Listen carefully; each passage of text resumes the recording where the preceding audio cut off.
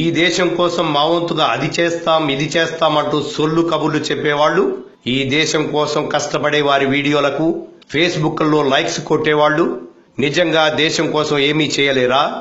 Cinema tickets కోసం లైన్లో నిల్చున్నప్పుడు, Tatkal tickets కోసం, ఆధార్ కార్డు కోసం, జియో సిమ్స్ కోసం పెద్ద పెద్ద క్యూలో నిల్చున్నప్పుడు లేని బాధ ఈ దేశం కోసం బ్యాంక్స్ దగ్గర నిల్చుంటే వచ్చిందా? ఒక్క వారం ఓపిక పడితే అన్నీ సెట్ అయిపోతాయి.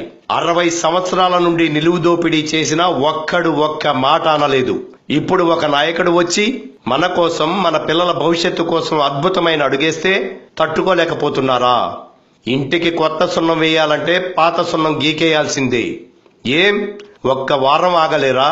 వైజాగ్ లో తుఫాను వచ్చినప్పుడు, 1986లో వరదలు వచ్చినప్పుడు, తెలంగాణ సమైక్యాంధ్ర ఉద్యమం వచ్చినప్పుడు మనం కష్టాలు పడలేదా? అప్పుడు బ్యాంక్స్ క్లోజ్ అయితే, షాప్స్ క్లోజ్ అయితే మనం కష్టాలు తట్టుకోలేదా? చచ్చిపోయామా? మన దేశం బాగుపడాలి బాగుపడాలి అని అనడమే కాదు, బాగు చేస్తున్నప్పుడు మన వంతు సహకారం కూడా అందించాలి. అర్థం చేసుకోండి, ఆచరించండి. Like and subscribe Eagle Media Works.